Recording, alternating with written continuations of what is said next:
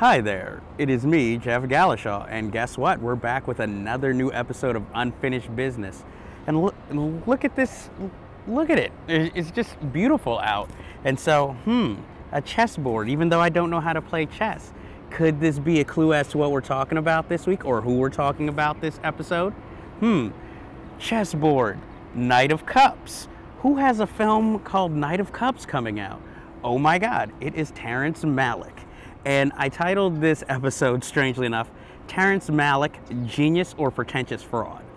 Some people don't see the magic or majesty in his films, and for a while, I was one of those people. But I keep finding myself, I don't know, somewhat attracted to his films, finding some sort of meaning in them.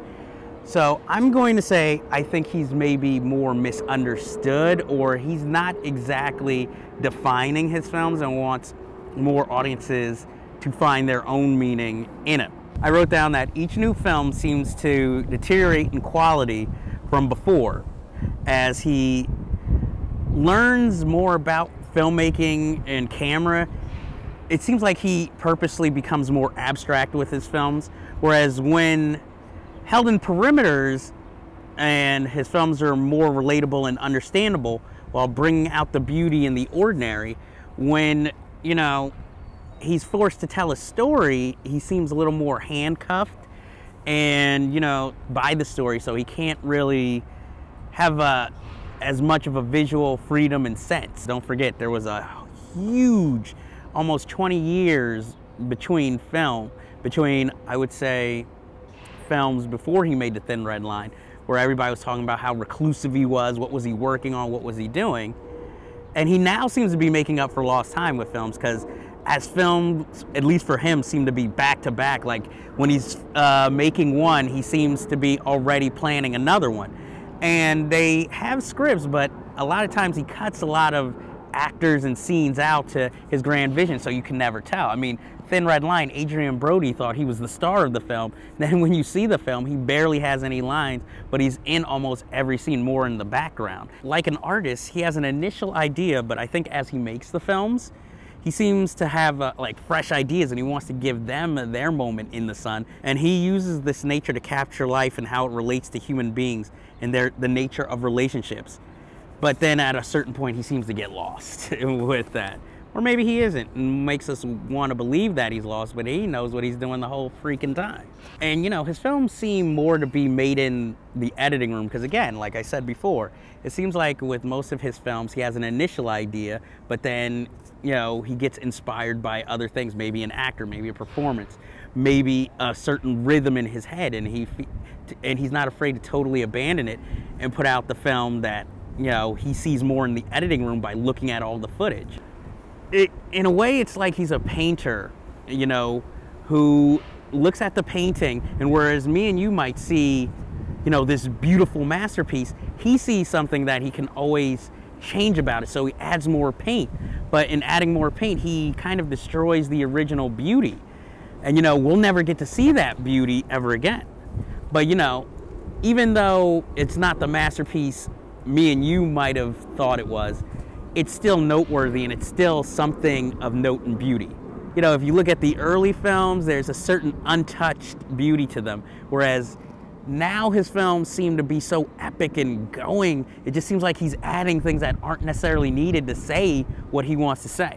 So we're gonna go from what I feel as his worst to his best. And number 6 is Tree of Life. I love the cinematography in all his films, but this one just felt a little reaching, like I didn't get it. I mean, I think the ending is spellbinding, but getting there, maybe it's just me, I just didn't get it. And I think, as always, I think the best way to see a Terrence Malick film is in theaters, because I think you have more of an intimacy with it, so you have a certain journey you're going on with the film, whereas at home, easily distracted, especially if you're not interested in the first place. So that is my opinion of that film. I liked what it seemed like he was going for, but I just didn't read it the same way as many others, or maybe the way he intended me to. Number 5, To the Wonder. Now, nakedly, you could look at this as almost a film that seems to be, it's filmed like, almost to me, like a French cologne or perfume commercial. It's just so beautiful, but it's also a penetrating story of love to me. And so, I guess to me, I see it as his only true love story. Number 4, The New World, which is the one about Pocahontas and, you know, John Smith, and it follows each of their characters from the initial meeting to even their separation. And there's some kind of beauty in this. Again, this is him at his most naturific, because, you know, as well as the actors and their relationships, and, you know, the mentality of the English and the Native Americans, we also get a lot of their communing with nature. And to me, it's one of, surprisingly, Colin Farrell's finest performances. Again, maybe these are just actors, they're obviously good looking, but also there's just something about them that's better when they're natural and don't have as much to say, or maybe it's just the way they're filmed. Thin Red Line, my first Terrence Malick, and the only one I've seen in a theater, and I love it. I like the idea of a war film doesn't always necessarily have to be about the battle and the drama. It also, you know, shows what happens during the downtime, the waiting for something to happen, the being on, you know, alert all the time. And, you know, like we focus on Ben Chaplin's character, who, you know, he keeps thinking back to his wife by reading her letters, and, you know, he's going through all this to be brave, to come back to her and end this battle as fast as possible. Spoiler, then, you know, after he's been brave and all that, she kind of dumps him by letter. I like the fact that the guy you think is going to be the hero and the most dangerous might be the biggest coward or the first injured, instead of, you know, the one who saves everybody for the truth. It's the one that affected me the most. Even though it's my number 3 film, it's still the only one I saw in theater. Number 2, Badlands, which was his first films, which is, you know, basically loose storytelling of Charles Starkweather's and, you know, his girlfriend when they went on the run and had a massacre. When I watched it, I ended up really liking it. You know, I thought it was beautiful. I liked the xylophone score that they also use in True Romance, another Lovers on the Run story. It's more conventional, but it also shows you his desire to be a little more abstract and focus more on the nature, the background, the beauty of, I would say, more, yeah, the beauty of the background, I would say. You know, he wants to tell this story, but he always seems to have an interest in the details of the background. And number 1, surprisingly, Days of Heaven is my favorite film. You gotta give it to the man. This is when I think he was in his Michael Cimino phase, you know, early 80s, late 70s, where he wanted to get everything done the way he wanted to. Like, oh, we can only film at the magic hour, which only lasts for an hour.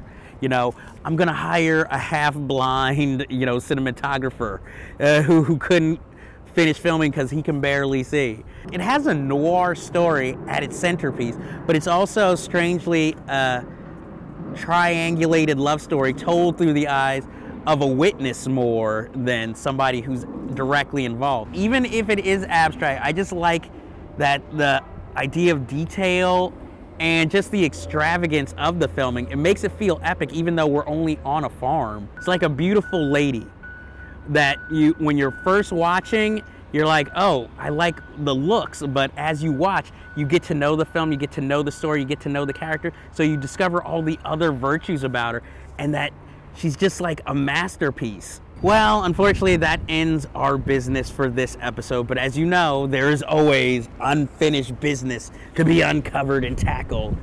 But I have to ask, have you seen Scott Pilgrim vs. the World? If not, why not? Because it's awesome. And with that, I bid you adieu.